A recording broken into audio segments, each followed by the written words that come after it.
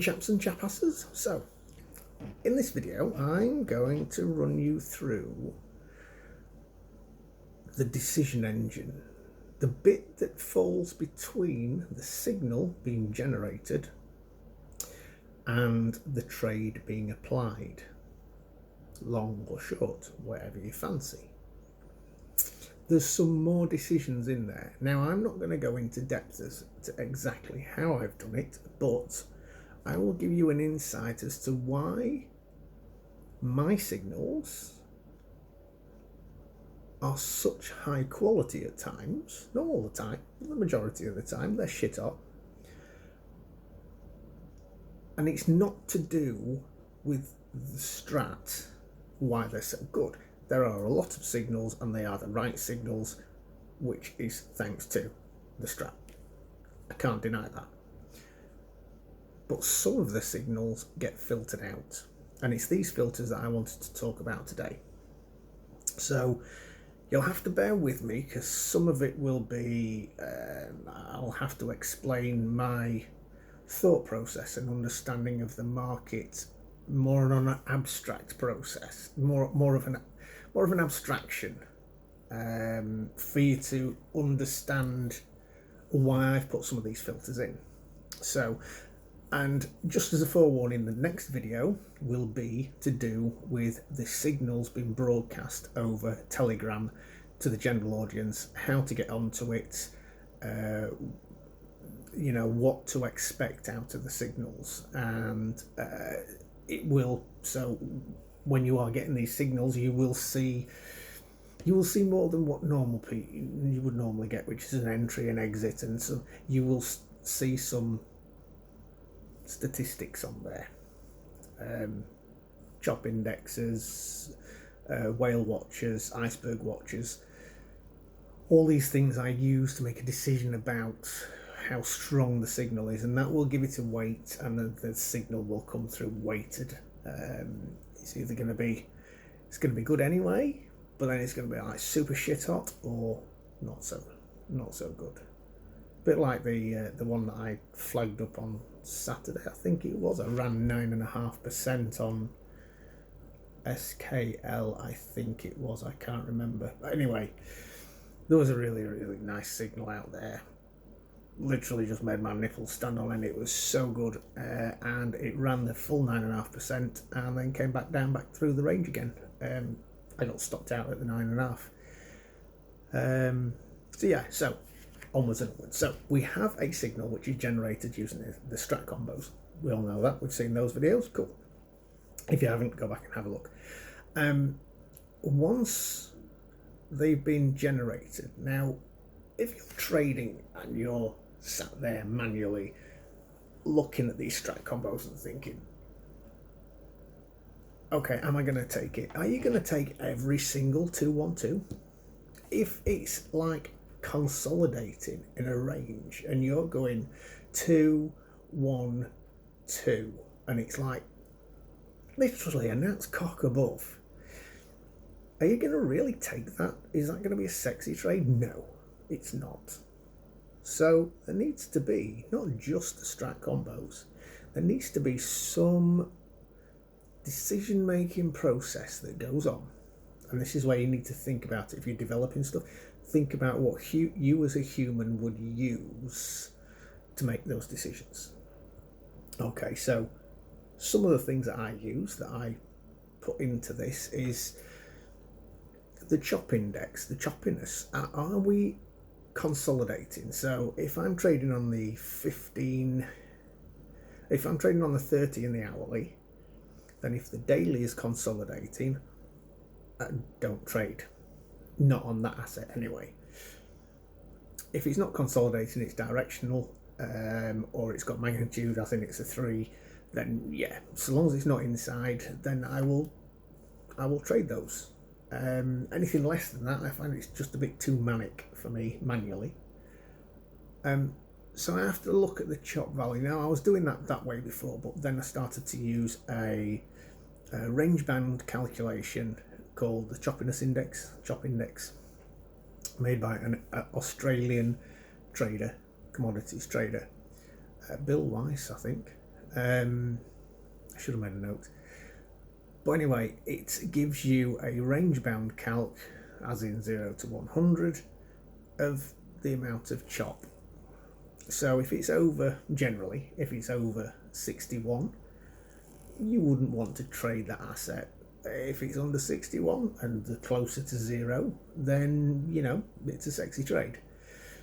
So that puts a weight towards it. If the chop index is high, anything over 60, just bin it, because algorithmically you're going to be looking at a hell of a lot of, on the lower time frames, a hell of a lot of signals, and you need to filter some of those out. So, anything over 61, just bin.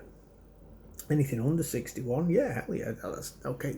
But we add 1 to the weight, and each signal comes with its own weight, and then each signal as well, I save these filters against the signal, so then I can look back in time.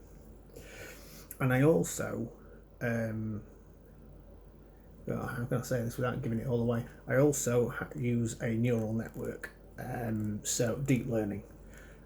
These filters and other data is overlaid onto a super tiny image and then fed into a neural network so it can make a decision itself. So I will get a weight on there and other stuff, but if it's choppy, but it's at the bottom of a range, and the AI believes it's going to go up, which it did today. There was one it picked out.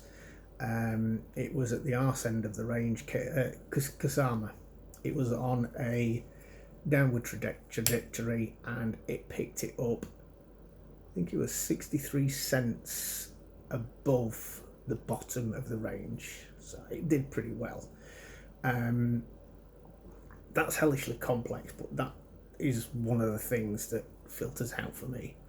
The other things are, so you've got the chop index, so you're going to be looking at those charts and think, I'm not trading that, it's going sideways, it looks a bit dodgy. That your algorithm needs to use something because it doesn't have that capability, so give it that capability. At least use the chop index and get it to make a decision on the chop index.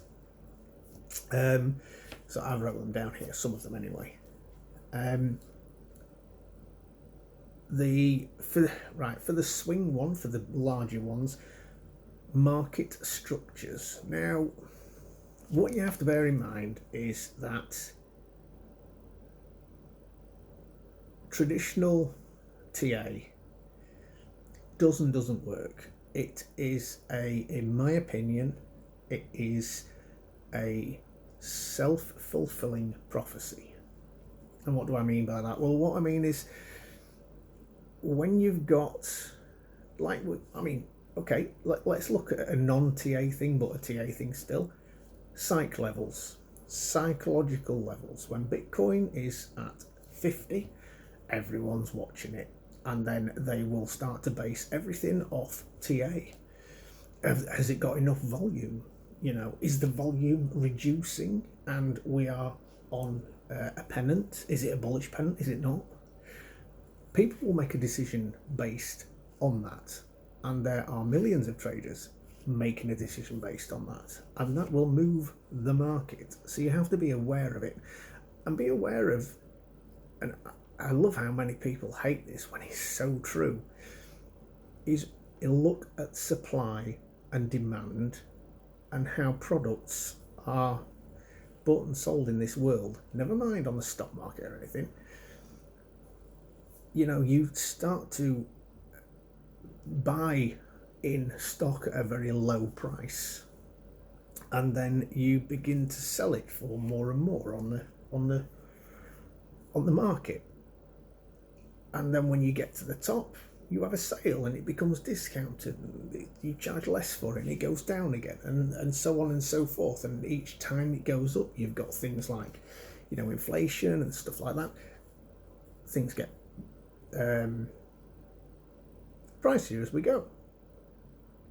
It's a market structure, it's what happens, and things do fall into a market structure. Now, love it or hate it, you will have heard people talking about the Wyckoff method not so long ago.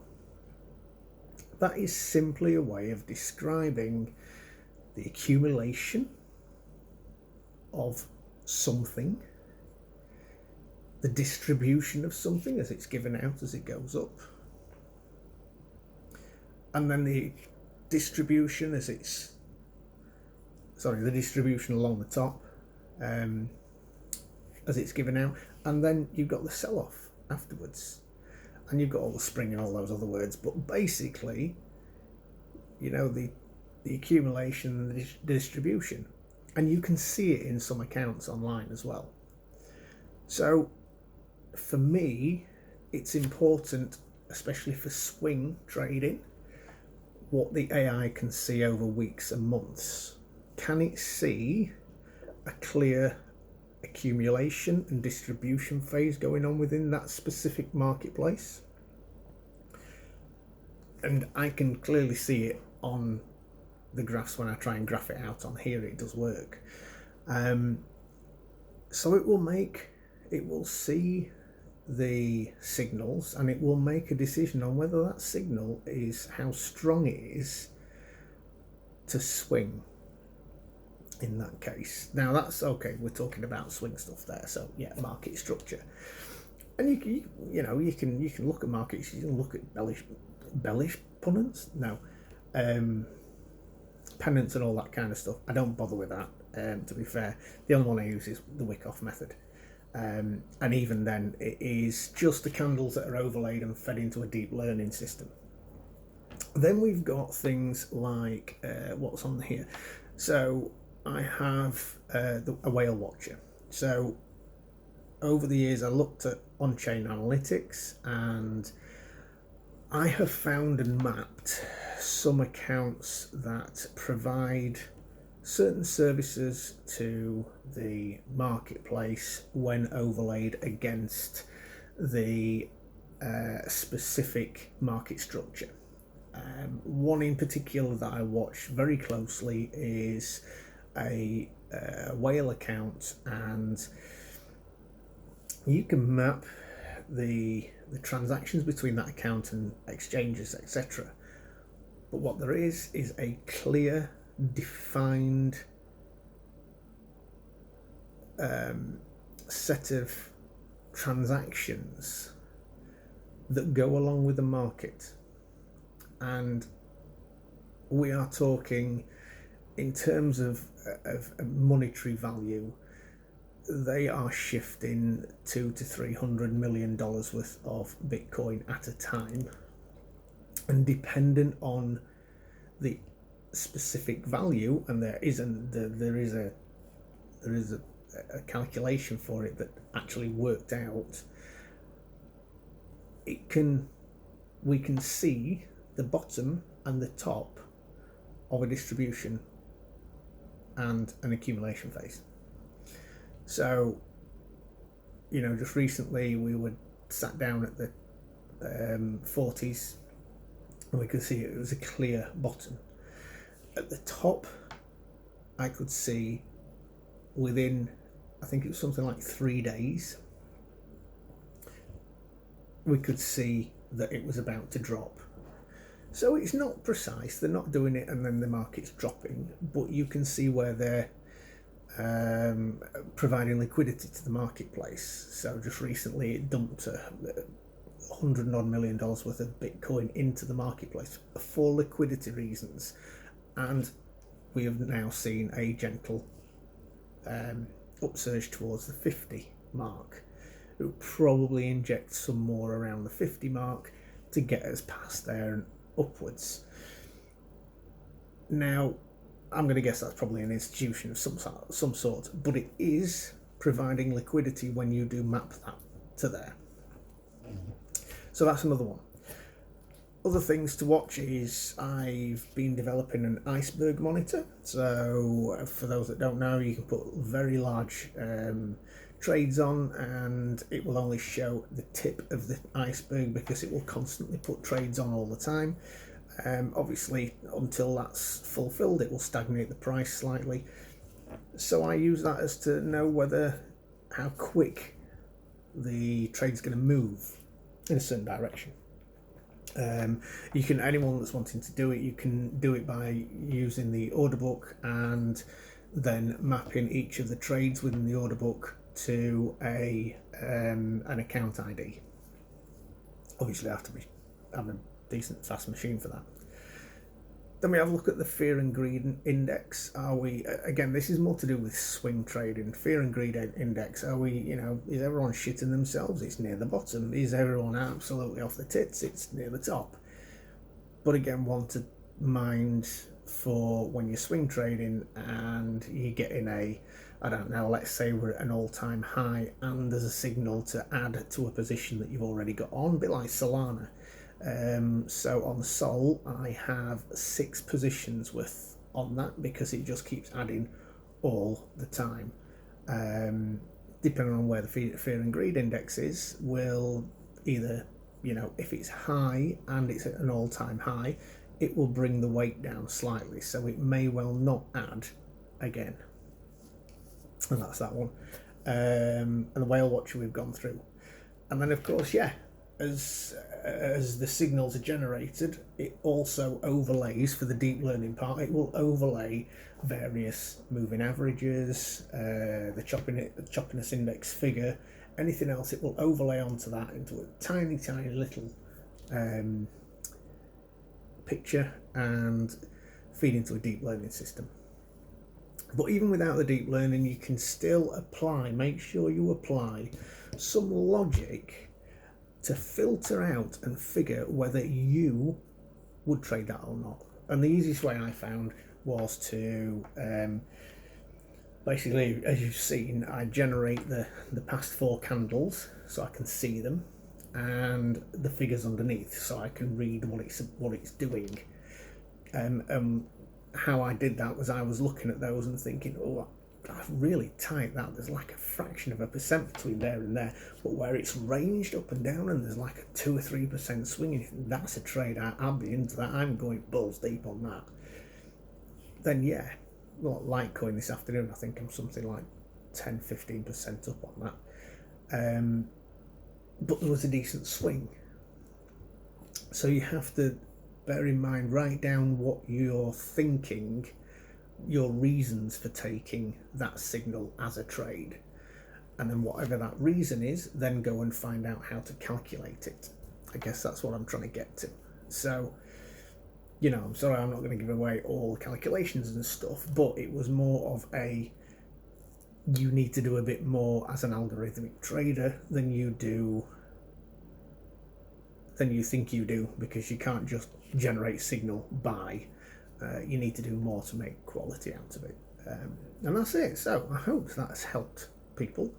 Like I say, I still need to think about the signals and stuff like that. I still got a lot of work to do on them. They are working for me, but to ensure that they work for everyone, I'm very belt and braces, and I need to make sure that they are absolutely spot on. Just as a word on that, they will be kind of free. So I'm not going to, unless it's a massive push on the server and it's going to cost me to host them, then I will mention something, but I very much doubt it. But what I will do is insist on an entrance fee, which will be the price of a cup of coffee, to a developer online called William, who developed the Python GUI library that I use to help me develop and to provide some of the graphical user interfaces you see. So I think it's only fair I donate to him, and I thought it would be a nice thing to kick back, and for not much money at all. And I have asked, he does have a crypto portfolio, so you will be able to just use some of that free money that we've all made. But like I say, it's not an arm and a leg. I'm not deciding to charge as such, but I thought it would be a nice thing to do. That's it. I'm going to stop rambling because it's been nearly 20 minutes now. Have a good one. I'll catch you all on the flip side. Bye now.